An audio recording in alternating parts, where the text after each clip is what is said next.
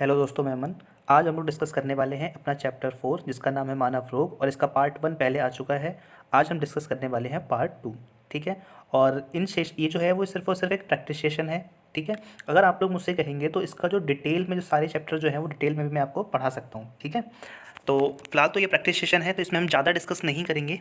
ठीक है। चलिए स्टार्ट करते हैं। अपना पहला क्वेश्चन है इबोला है। ये कल क्वेश्चन था, तो बच्चों ने पूछा था कि इबोला क्या है। तो इबोला जो होता है वो एक वायरस से होने वाला रोग होता है। ठीक है। तो इसका मैंने जो सही आपको आंसर बताया था ऑप्शन ए, पश्चिमी अफ्रीका में सीमित एक विषाणु रोग। ठीक है। तो इबोला होता है वो एक वायरस से फैलने वाला रोग होता है। 2014 में पश्चिमी अफ्रीका में पहली बार ये पाया गया था, और इसकी जो सबसे पहले जो पहचान हुई थी वो 1976 में हुई थी, इबोला नदी के पास में। इसीलिए इसका नाम रख दिया गया इबोला वायरस। ये चमगादड़ और बंदर के द्वारा फैलता है, जानवरों के द्वारा। ठीक है। और जो इसकी चपेट में आता है उसे टाइफाइड, कालरा, बुखार, मांसपेशियों, मसल्स में पेन, ये सारी प्रॉब्लम्स होती हैं। ठीक है। आई होप आप समझ गए होंगे। देखते हैं अपना नेक्स्ट क्वेश्चन। पीला बुखार यानी पीत ज्वर मुख्य रूप से इंसानों के बीच किसके द्वारा फैलता है? तो ये किसके द्वारा फैलता है? ऑप्शन हमारा ए बिल्कुल ठीक है, मादा मच्छर के काटने से ये फैलता है। ठीक है। नेक्स्ट क्वेश्चन देखते हैं।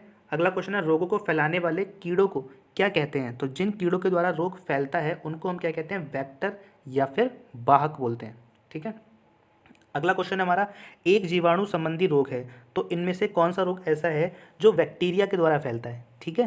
तो ये थोड़ा हिंदी में लिखे हुए हैं ये। इसका जो सही आंसर है वो है हमारा option B. Option B is correct answer, उपदंश। अब दिक्कत वही है, ये शुद्ध हिंदी में लिखा हुआ है, इसको इंग्लिश में बोलते हैं सिफिलिस। सिफिलिस बोलते हैं। और ये जो सिफिलिस होता है, ये इसमें होता क्या है, इसमें जो आपकी स्किन होती है उस पर लाल रंग के चकत्ते टाइप के पड़ जाते हैं, लाल रंग के निशान पड़ जाते हैं। ठीक है। अगला क्वेश्चन देखते हैं। अगला क्वेश्चन है हमारा, हीमोफीलिया किसका एक उदाहरण है? तो हीमोफीलिया जो है इसका सही आंसर होगा हमारा ऑप्शन बी। ये एक अनुवांशिक रोग है, यानी कि जेनेटिक रोग है। ठीक है। जेनेटिक डिजीज़ है हीमोफीलिया। इसमें क्या होता है, इस जिस व्यक्ति को बीमारी होती है उसमें रक्त का थक्का यानी ब्लड की क्लॉटिंग नहीं होती है। ठीक है। नेक्स्ट देखते हैं। अगला है, चमगादड़ निम्नलिखित में से किस रोग के रोगाणुओं के प्राकृतिक पोषक होते हैं? तो इसका सही आंसर है हमारा ऑप्शन सी, इबोला। अभी बात हुई थी आपसे इबोला की, चमगादड़ हो गया, बंदर हो गया। ठीक है। नेक्स्ट क्वेश्चन देखते हैं। एनाफिलिस मच्छर कौन से वेक्टर वहन करते हैं? तो ये आपको दे रखा है, आप वीडियो को पॉज करके इसका सही आंसर सोचिए। इसका जो सही आंसर है वो है हमारा ऑप्शन ए, सिर्फ और सिर्फ मलेरिया। ठीक है। अगला क्वेश्चन देखते हैं। अगला क्वेश्चन है, आयोडीन की कमी के कारण कौन सा रोग होता है? तो आप लोगों ने बचपन से पढ़ा होगा कि आयोडीन की कमी के कारण घेंगा रोग होता है। ठीक है। घेंगा, तो घेंगा तो इसमें ऑप्शन में दिया नहीं है, तो उसको शुद्ध हिंदी में लिख के दिया गया है इस तरीके से। तो इसका जो बी आंसर है वो बिल्कुल ठीक है, इसी को हम घेंगा बोलते हैं। अगला क्वेश्चन है, घेंगा डैश की वजह से उत्पन्न होने वाली बीमारी है। तो इसका सही आंसर क्या होगा? ऑप्शन बी, घेंगा किससे होता है? आयोडीन की कमी से। ठीक है। नेक्स्ट क्वेश्चन देखते हैं। विश्व एड्स दिवस किस वर्ष मनाया जाता है? हालांकि ये जी का क्वेश्चन है, तो बताइए आप लोग। तो इसका सही आंसर है हमारा 1 दिसंबर। 1 दिसंबर को मनाते हैं हम विश्व एड्स दिवस। ठीक है। नेक्स्ट क्वेश्चन है हमारा, कैंसर के ऊतकों, ऊतक मतलब टिश्यू की जांच के लिए डैश की जाती है। ठीक है। तो इसका सही आंसर है हमारा ऑप्शन ए, बायोप्सी। ठीक है। तो कैंसर के जो टिश्यू होते हैं उसकी जो जांच होती है वो बायोप्सी के द्वारा की जाती है। ठीक है। अगला क्वेश्चन देखते हैं। अगला क्वेश्चन है, खसरा किसकी वजह से होता है? तो ये खसरा जो है वो एक वायरस से होने वाली डिजीज़ होती है, वायरस से होने वाली एक बीमारी है। ठीक है। इसमें क्या होता है, इसमें त्वचा पर दाने, छोटे छोटे जो दाने होते हैं वो निकल आते हैं। ठीक है, इस रोग में।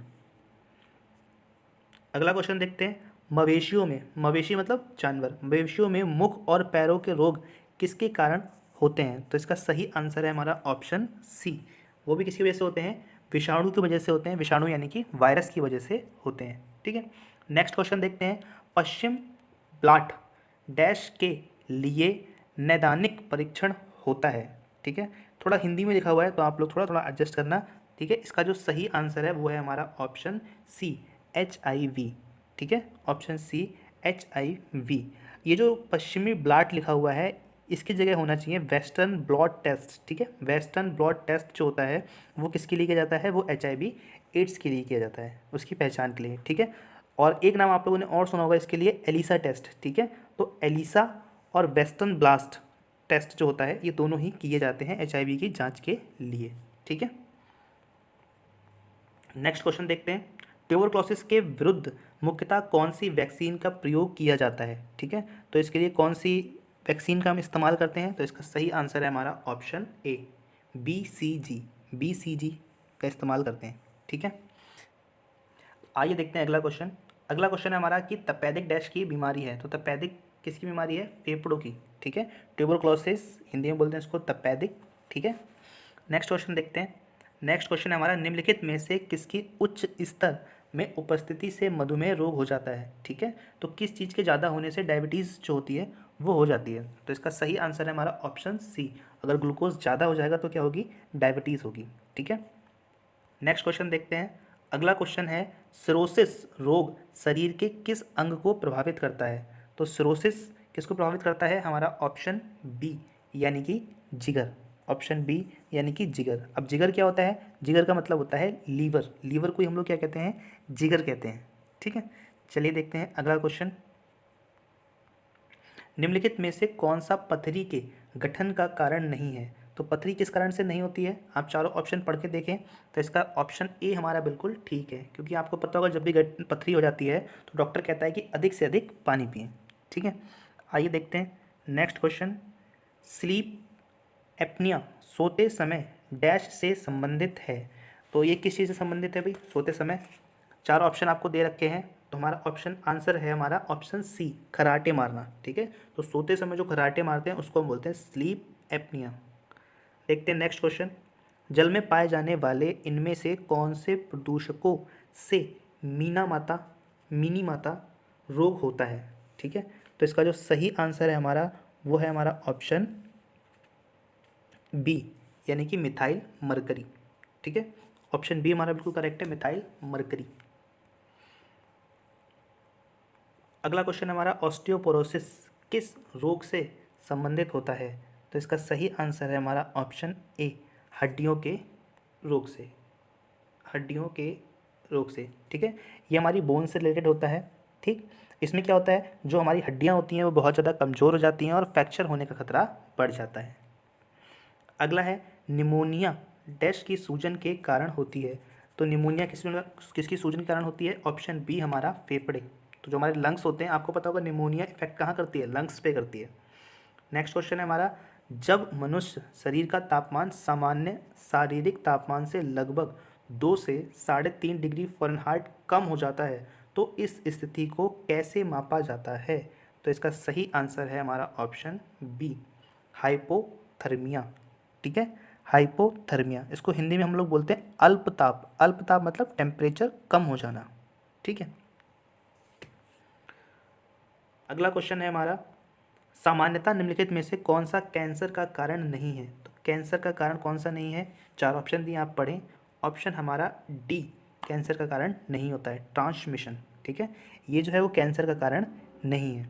अगर ये कैंसर का कारण नहीं है तो कैंसर का फिर कौन कौन से कारण होते हैं, तो जो हमारी WHO है उसने कुछ रीजन बताए हैं कैंसर होने के, ठीक है। तो वो कौन कौन से रीज़न हैं आइए देखते हैं। अनुवांशिक यानी कि जेनेटिक्स, ये भी क्या है, ये भी एक रीज़न है कैंसर होने का।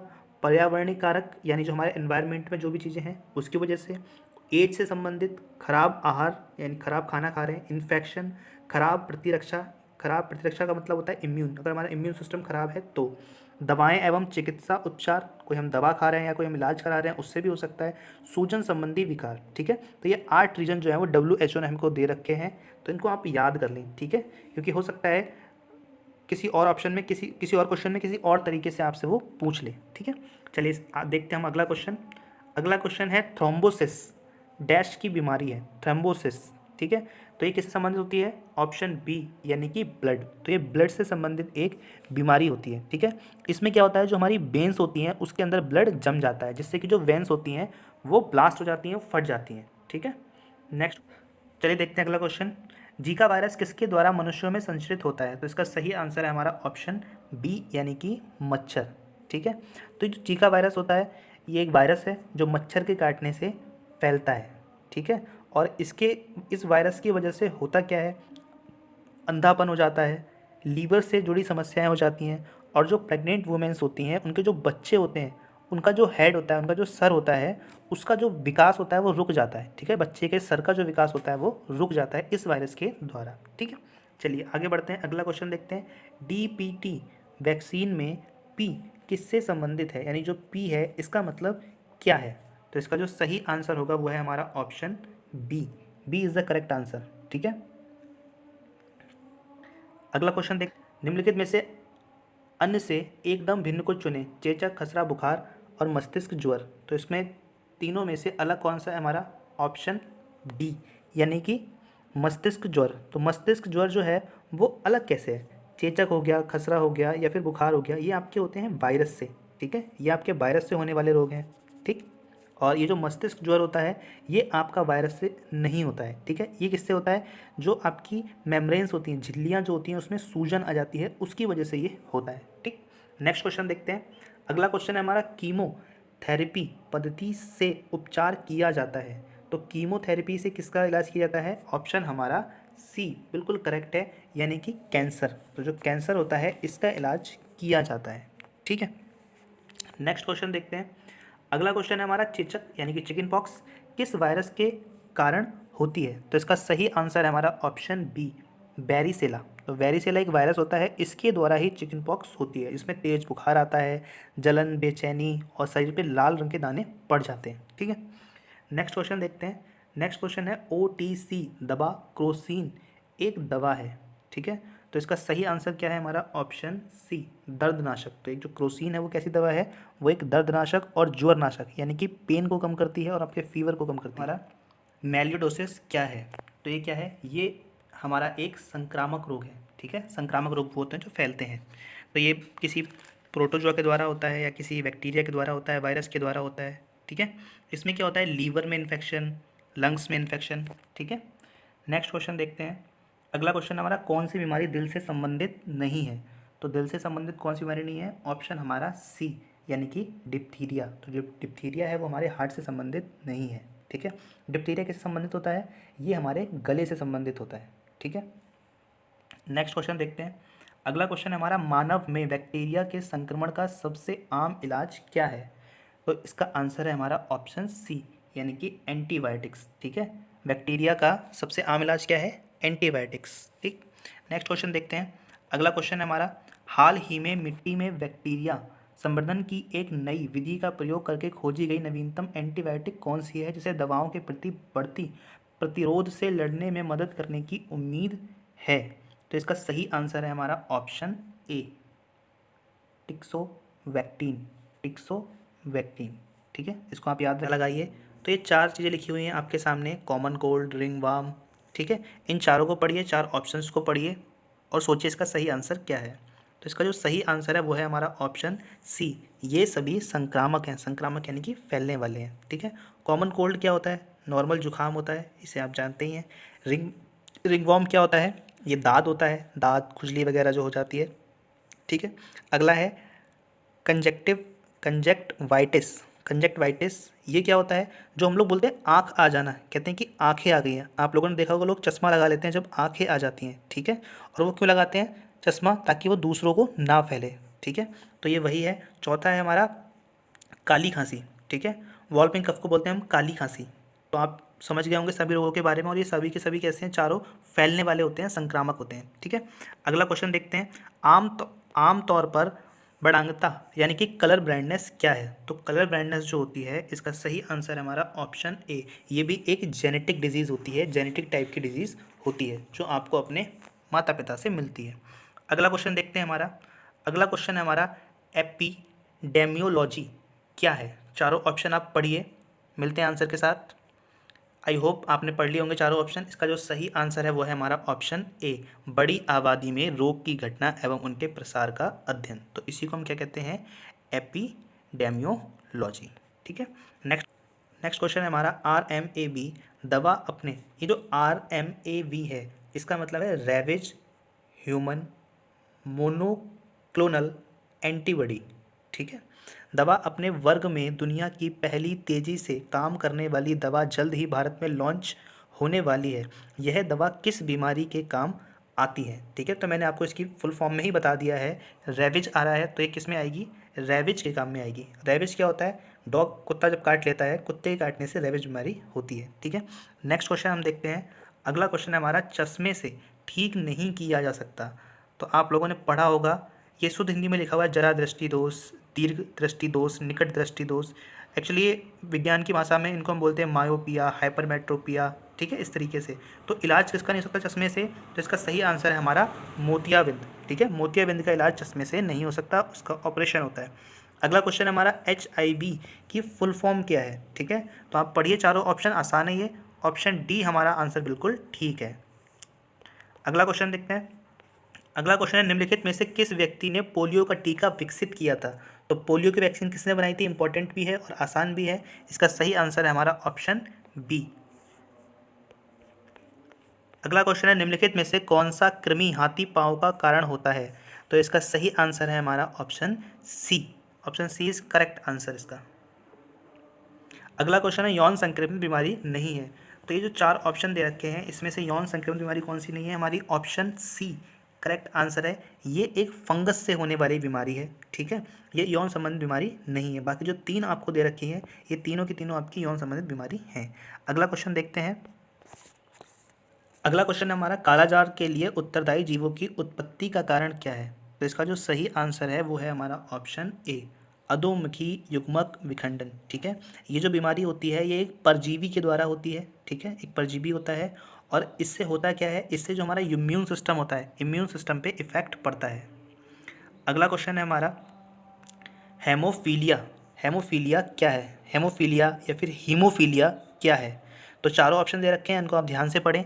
इसका सही आंसर है हमारा ऑप्शन ए। यह एक रोग है जो रक्त का थक्का उत्पन्न करने वाले कारकों के लिए जिम्मेदार जिनकी अनुपस्थिति के कारण होता है। हमने पीछे पढ़ भी चुका है, एक जेनेटिक डिजीज होती है हीमोफीलिया। अगला क्वेश्चन देखते हैं हम, HIV/AIDS से पीड़ित लोगों के लिए किसने वायरल लोड टेस्ट लॉन्च किया था। तो ये किसने किया है, ऑप्शन बी बिल्कुल हमारा करेक्ट आंसर है, JP नड्डा। नेक्स्ट क्वेश्चन देखते हैं। अगला क्वेश्चन है, निम्नलिखित में से किस कृमि के कारण फील पाँव होता है। ठीक है, किसके द्वारा होता है ये, ऑप्शन बी हमारा बिल्कुल सही है, फाइलेरियाई कृमि, फाइलेरियाई कृमि। ठीक है, अगला क्वेश्चन देखते हैं हम लोग। अगला क्वेश्चन हमारा, दांत क्षय तब शुरू होते हैं जब मुंह का pH होता है। तो इसका सही आंसर है हमारा ऑप्शन सी, यानी 5.5। जब मुंह की pH वैल्यू 5.5 से कम होती है तो दांतों का गिरना शुरू हो जाता है। ठीक है, अगला क्वेश्चन देखते हैं हम, की कमी के कारण होता है। गोइटर यानी कि घेंगा रोग किसी कमी के कारण होता है, ऑप्शन हमारा डी यानी कि आयोडीन।